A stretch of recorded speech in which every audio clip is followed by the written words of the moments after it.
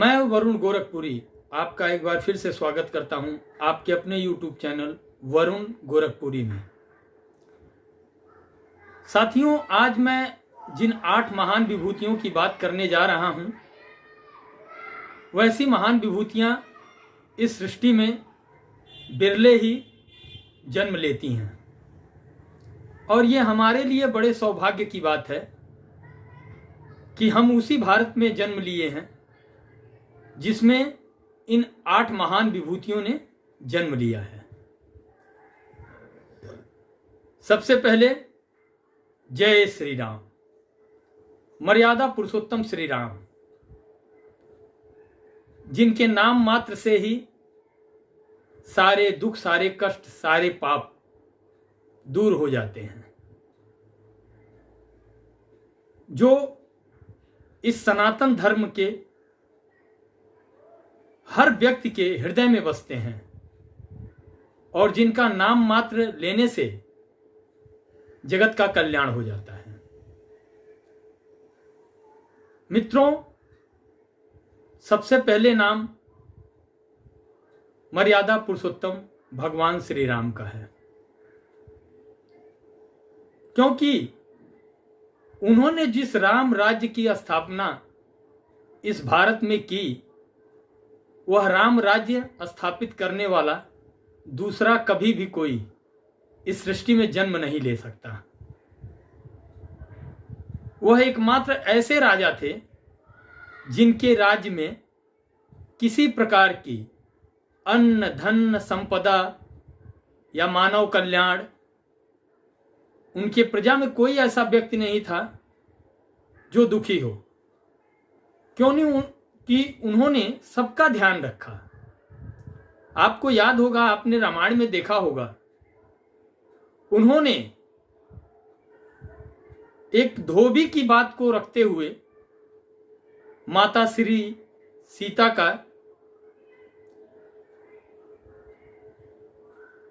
वनवास जाना पड़ा और अपनी प्रजा की रक्षा के लिए, अपने प्रजा की संतुष्टि के लिए,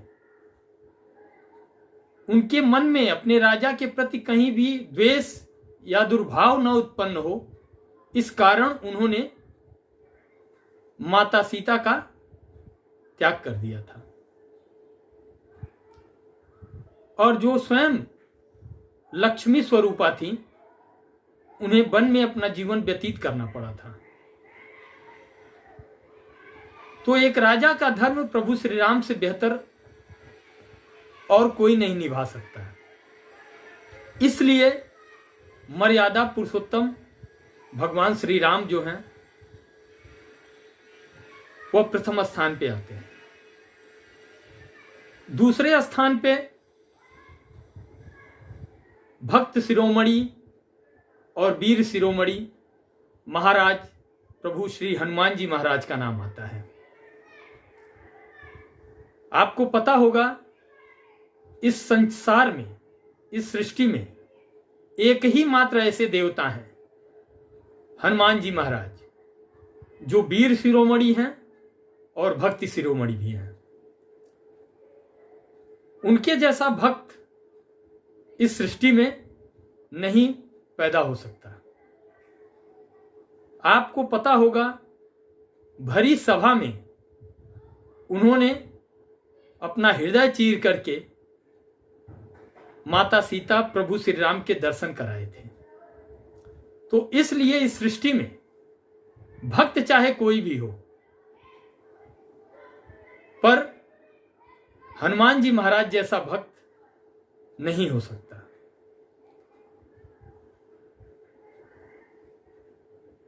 तीसरे पे नाम आता है धनुर्धर अर्जुन का। इस सृष्टि में बहुत ही धनुर्धर पैदा हुए, परंतु ऐसा धनुर्धर जो सिर्फ मछली की आंख के अंदर बनी पुतली को अपना लक्ष्य बना करके और लक्ष्य भेदन करता हो, ऐसा धनुर्धर इस सृष्टि में पैदा नहीं हुआ।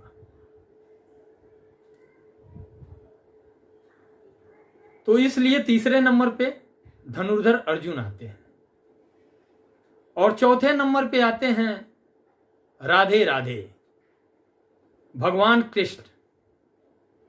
मित्रता तो मित्रों सभी लोग निभाते हैं, लेकिन अपने मित्र के आने की खुशी में कोई पागल होकर के नंगे पैर दौड़कर बाहर आ जाए और ऐसा अतिथि सत्कार करे, ऐसा इस सृष्टि में कोई दूसरा पैदा नहीं हुआ। उसके बाद नंबर आता है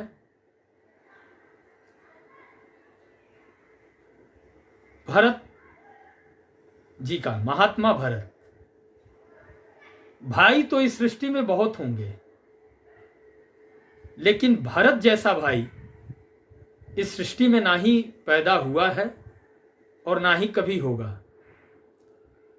जब भगवान राम वनवास को चले गए और भरत जी को राजगद्दी दी गई, महानता इसमें नहीं थी कि उन्होंने राजगद्दी का परित्याग किया। महात्मा भरत का त्याग इससे अंदाजा लगाया जा सकता है कि वो कभी बिस्तर पे नहीं सोए। उनके मन में यह विचार आया कि प्रभु श्री राम वन वन भटक रहे हैं, तो वो जमीन पे ही सोते होंगे। तो उन्होंने जमीन में गड्ढा बना करके और उसके नीचे सोया।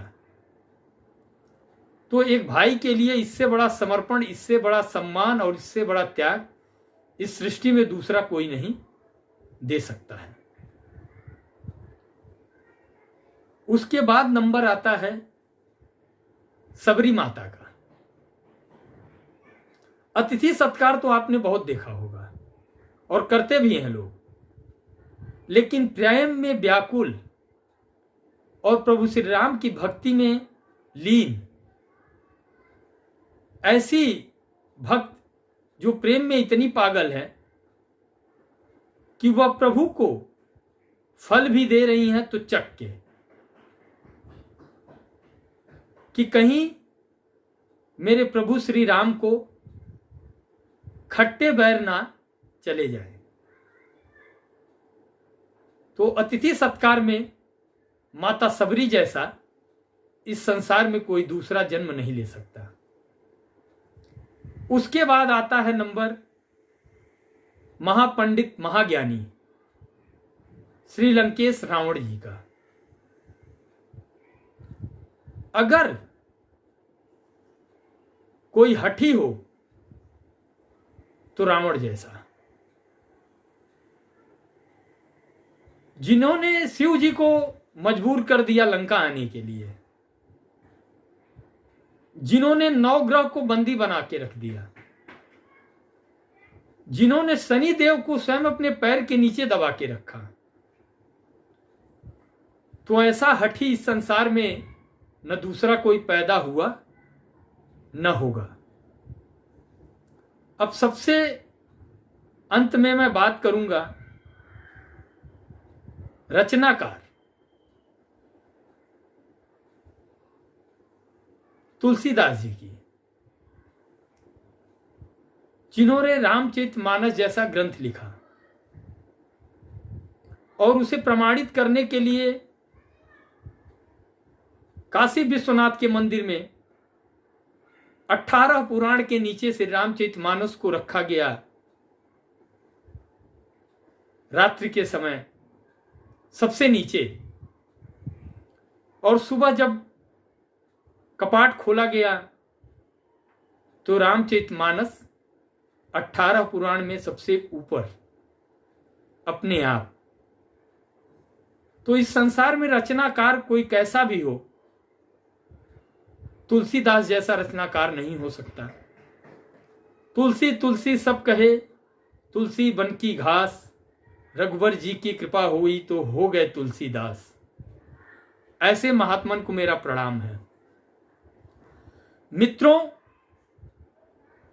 इन 8 महान विभूतियों को मैंने एक कविता के माध्यम से पिरोया है, जिसे आप अवधी भाषा समझ सकते हैं। राम के साथ रजाए गए, हनुमान के साथ गए सेवकाई, अर्जुन के संग बाण गए, कृष्ण के संग गए सगरो मिताई, भरत के संग भयतित्व गए, सबरी संग गए सगरो पहुनाई, रावण के संग रारी गए, तुलसी संग गए सगरो कविताई।